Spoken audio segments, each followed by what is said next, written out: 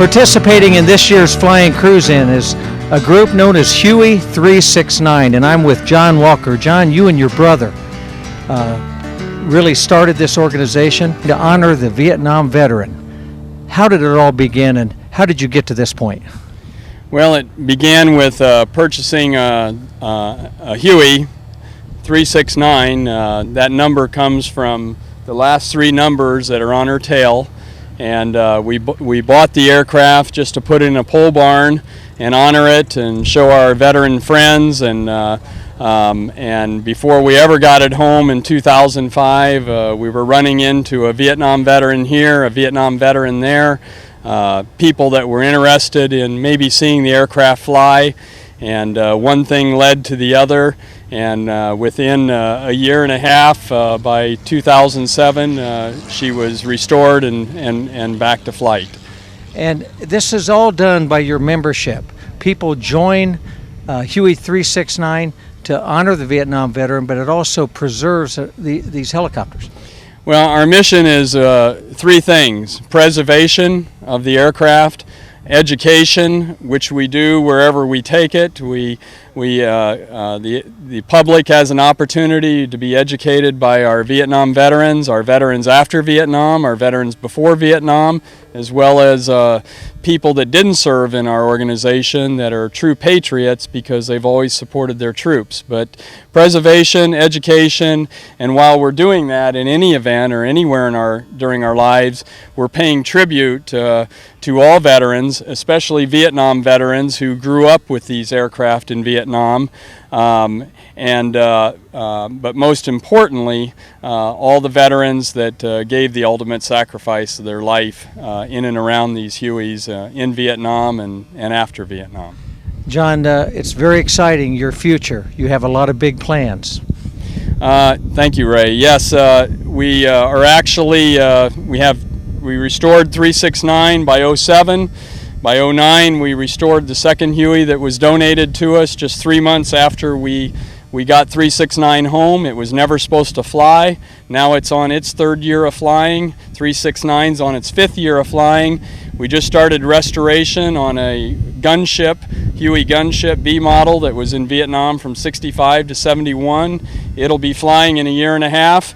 And our biggest goal is the building at Grissom, former Grissom Air Force Base, the National American Huey History Museum, which will hold all the history of the Huey, the Vietnam veteran, all veterans who have served in and around the Huey, both on the ground and as crew members.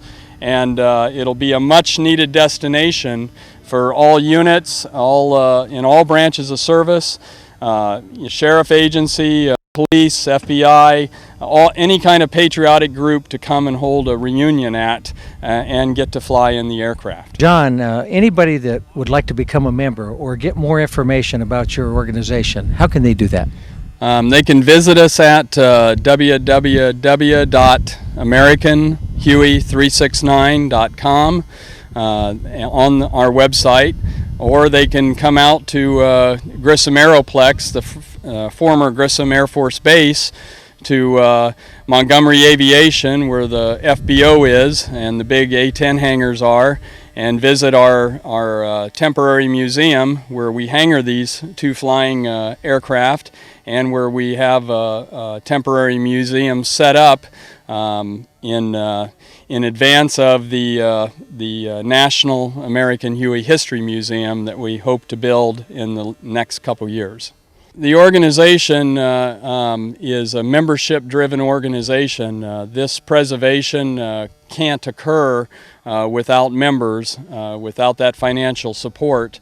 And by becoming a member, you can get on the website and print a membership form and fill it out and mail it in, or you can come to one of our 15, 16, 17 events each year.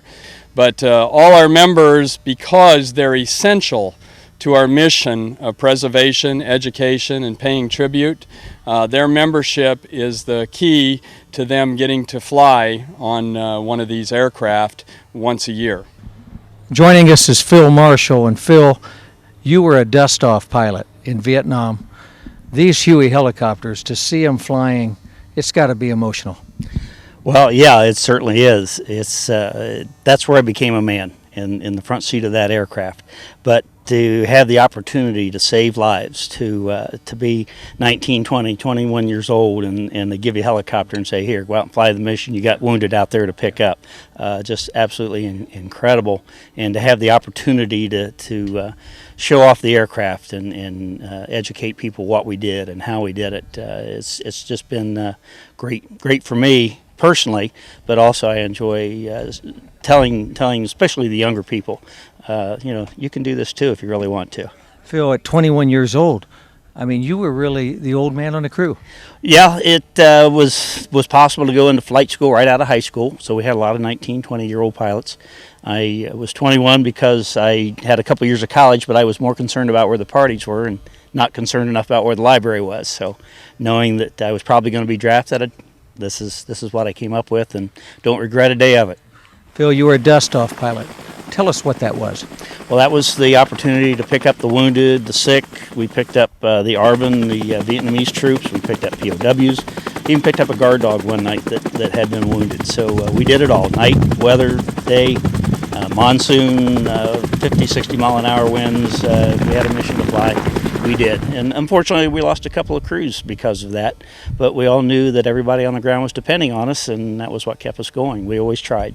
Phil, I know you're a Purple Heart recipient. Mm-hmm. I know that you saw a lot of hard action. I know you had an injury in the arm flying, and then you had to go back. But it was worth it. Like I say, don't regret a day of it. I was able to meet one of the fellows we picked up the night I was wounded, met the wife, the kids, and had we not picked them up, they would have, their unit did not survive the next day. So it was worth it. It was worth it. Thank you for your service, sir. Thank you.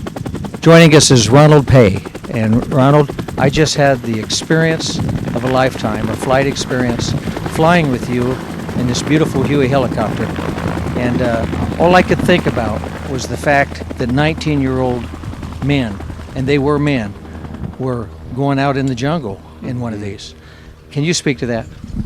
Well, yeah, but as an aviator, we have the grunts just in the highest respect, because we would drop them off and they had to stay out there. Yeah. And we could always go back where it was relatively safe and, have warm chow. And yeah, so they didn't get that opportunity. They might be out there for a day or two, or they might be out there for 20, 30 days at a time. So yeah, a lot of times when we give someone a flight in the Huey, they'll come back and they'll have tears in their eyes, because the same feelings that you had. I did. I can only imagine what it was like going into hot LZ where it might be your last. Yeah. So yeah, and they do it again and again and again. Can you describe a typical mission? Well, I flew Cobra gunships mostly, so typical mission in the Huey, there wasn't a typical mission. Yeah. They were all different. If it was a combat assault, there'd be a brief, and then a lot of times you'd pick up the grunts there, or you may pick them up someplace else. And then it may be a lift of anywhere from 2 to, sometimes they had 50, 60 Hueys if it was a big operation getting these into the LZs. The LZs were normally prepped in advance with artillery, a lot of times with fast movers, bombers, whatever. And then when the artillery and the fast movers would break off, then they called a flight in. And the Cobras would normally come in one on each side of the Hueys, and just before they touched down, we'd lace the LZ with the rockets and then cover them with the miniguns, and then just hover around and follow the next lift back in, whatever it had to do, and then be on station if we still had any ammo and gas left in case things got hot on the ground, and we'd be there to support them. Ronald, when you first entered Vietnam, how old were you? I first entered Vietnam in the Marine Corps, I was 20. And then when I went back as a pilot, I was 26, 27. John, again, I want to thank you for participating in this year's FlyInCruiseIn. It's a wonderful organization that you and all your members have created to honor the Vietnam veteran. These gentlemen here standing next to you are truly my heroes. And we want to thank you for your service.